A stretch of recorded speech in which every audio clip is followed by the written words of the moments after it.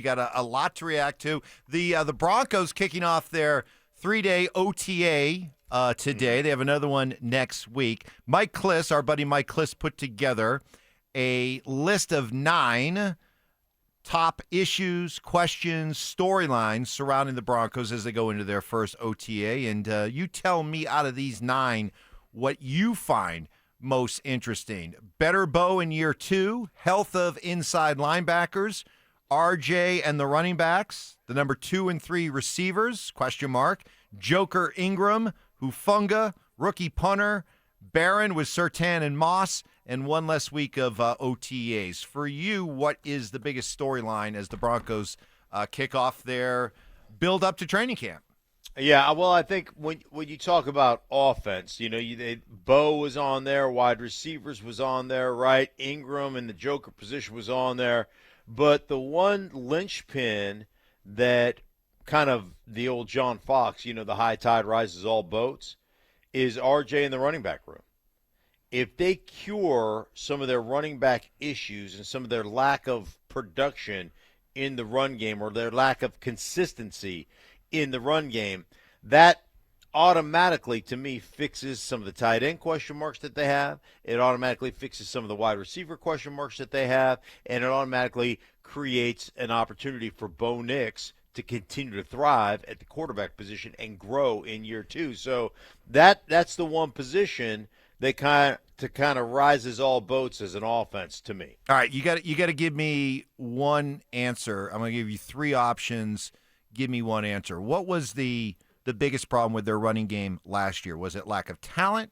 Was it the fact that Sean used so many running backs week to week within a game, or scheme, or that he didn't commit to it, the running game, enough? What would you go with? I would say the talent one, the lack of talent or consistent talent. Like you've got to have an opportunity, or you've got to have a feel that even if I'm getting 2 and 3 yard gains, that I can stay true to doing that, because we will have a couple of breakouts. We will have a guy that misses a that makes somebody miss a tackle. We will have a guy that runs somebody over and creates a big-time explosive play. We will be able to set up some big-time play action off our running game, off our run game action, because we're having some success with it. When you don't have success with it, all of a sudden, all the things that come off that run, it's the physicality. Well, if you don't have success in the running game, guess what? You become a less physical football team. If you're a less physical football team, what happens to your defense? Your defense doesn't get worn out. They don't get as tired, okay? If you don't have a good running game, what else happens? The explosives and the one-on-ones that you get in play action, because you have to force safeties coming down into the box and helping out, those one-on-ones become double teams. So all of a sudden it affects your explosive plays in the passing game off of play action. So it has such a ripple effect on your offense in general. And that's why, to me, it's more about consistency from a talent standpoint at the running back position. Mark, I'm excited to see Harvey and all the things he's capable of doing, all the ways they're going to utilize him when a kid gets a new toy, he wants to play with it. When a guy like you and me and Mark gets that new grill, we want to go out there and grill on that new grill. And I want to see all the things that this guy's really capable of. I'm very comfortable with kind of where they drafted him and who they passed on to draft him. And if this guy is successful, Evan Ingram's going to come in here and fill a gigantic hole. I mean, the ascension of all the young receivers, this team is just, it's like undeniable that they're just trending in an upwards direction. Yeah, I don't disagree with you at all. And I'm really, I just really am excited because, you look at the AFC West in general, and I think the AFC West is just becoming, it just gets better and better, right? I think the Chargers continue to grow. Jim Harbaugh, what he brings to that organization, the way they want to play a physical style of football. how he takes some pressure off of Herbert, but Herbert still hasn't won a playoff game. I think the Raiders under Pete Carroll are just going to be much better. They addressed their running back position with Ashton Genty. They got a quarterback that they really believe in Geno Smith. Like, they're going to be better. The Broncos, I just think, are going to continue to get better. I think this is the first year that's not a pipe dream to think that the Kansas City Chiefs are going to get usurped in the AFC West. And I know they won 15 games last year or whatever, but between the improvements with the other three teams in the AFC West and some of the issues with age and some of the fall off of the Kansas City Chiefs, I just think this is the year where I'm not crazy by saying, hey man, I think the Broncos or I think the Chargers are going to take over as the AFC West champion. So is it more that you see the big dramatic coffee slurp improvement from sorry. That's okay. It's so endearing. It's Stoke loves it. It's become Stoke, it drives Stoke crazy. That may be why Stoke is off right now. Yeah, he's right. just like he cannot. Stoke cannot handle. Listen, like as much as he's just fit right into the wolf pack. There are certain things that Stoke has that just like that we do that just drive Stoke crazy. Listen, I don't know if he's listening right now, but if he's not, don't stop. Okay, don't stop. If anything, do more. Ramp it up a little bit. More coffee slurps, more chewing of your food, whatever other extraneous noises you can make. Blow your nose, sneezing. It drives him crazy, and I'm here for it. Let me ask you a quick question. Quick question. I deserve that. Quick question for you. So, in the early morning when I come in, I drink my coffee black. All right. So I have a couple cups of black coffee as I go through the prepping of the show and the writing of the show, and then I go downstairs, and do the show, and oftentimes I'll have another black cup of coffee. When I come up from doing the show, I stop at the kitchen, and I make a cup of coffee, and I put heavy cream, in my coffee before we do this show. And so I dumped the heavy cream in my coffee this morning on my way up here, and it was kind of clumpy, Mike. I mean, it was like it came out really super thick, and it had some clumps in it. And I'm not saying that it's completely sour, but it's a little bit. Yeah. But I'm still drinking it. I know you so, Oh, so gross.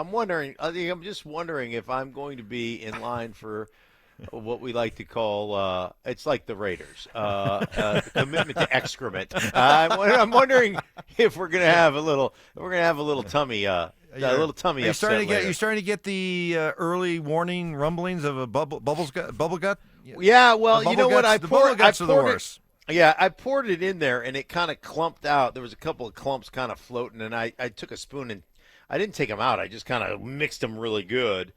And I'm starting to think that maybe it wasn't a good idea. Uh-oh. A lot can happen I'll here. fight through. Over the next hour and 40 minutes. Yeah, we were talking about this. We were talking about that. I don't know why that always is funny. That little fart noise is never gets old. Never gets classic. old. But like we were talking the other day about how much I love milk. I'll drink milk with anything. So, but I think I've had to like step back from milk for a few days because like the other day. So I took the milk out. I looked at the date. And I'm like, all right, we're right on the cusp here, but it should be okay. Yeah. I did the smell test, and my rule is very simple. If you take a sniff, as long as you don't recoil, like, it can be a little bit of a, what's the word? Pungent? A little pungent. No, I don't want to go funk. Little tangy? No funk, all right? But, it could be a little bit. You'd be like, nah, it's still okay. Dude, I took a drink, and this thing just was... I mean, it wasn't even it had more of a that's a great description. It wasn't sour. It had almost like a little tartness to it. I'm like, oh, that's not good. That's not good. Did you buck up though and stomach it down? No. It was like, oh, this isn't good. And I have to admit, my normal love of milk has I think milk's on probation right now with me. It's on like a week-long probation period because that was that was not good. Not good. So, yeah, you better be careful. Watch out. You could have bubble guts here in the next hour or so.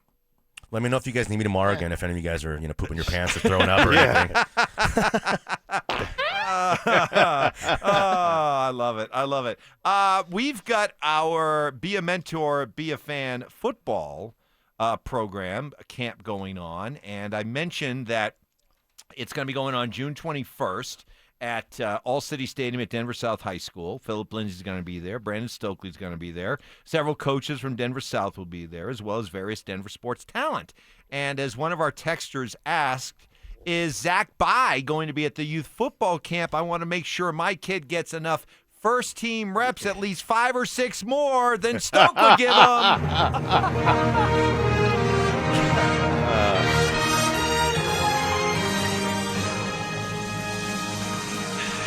All right, there you go. Danny, you are part of the extension of the Zach By Sensitivity Smear campaign. Now is there a hazing process I got to go through or anything? You're good. You're good. Now day number 134 as that continues on. Yeah. Has Zach embraced it yet, or is he still kind of fighting it? Soft. He just embraced it. Zach's a very competitive guy. Very competitive guy, which is, I want to pound his ass. I love and respect and admire about him. So I think that I think whenever you hear him joke about it or laugh about it, it's like through gritted teeth. You know, I think he's smiling. I think he's smiling, but it's through, gritted teeth, and he's grinding a bit, you know? Yeah. Shut up! Is Mark going to be at the camp teaching footwork and upper body talent? I don't think so. But if you were, he'd be like, get low. Bend those knees. That's right. That's right. I don't think they have purchased a flight for me to be out to the camp. He would have. What weekend is that? Weekend of June 21st. It's coming up. June 28th. You never know. Yeah, you never know. You could be back in town. I'm like Waldo. You never know when Mark's going to show up. It's probably. How long has it been since you laid eyes on your yard? I know you have cameras set up all around so you can sit in your apartment. And I was coming back. You have a big bank of the grass It's grow. like he has a big bank of monitors, and he's just like, all right, take camera 2, camera 3. I was coming home. There's been a lot of issues in the New York area. Oh, you don't say. With them losing sight of all the planes on radar for 45 seconds. Like, is this thing on? Is this radar thing on? So I was coming home at the end of April, if you remember, and my flights got canceled, and I ended up just staying in New York. So I haven't been home in a while. So, I haven't been home in quite some time. I'm making a trip this weekend, though. Are you happy? Are you happy with the landscaping service? Are they doing a good job? I am not. No, I'm not. Well, I mean, they're fine, but I'm not happy about me not being in control of it. Yes, that must be killing you. The rest of the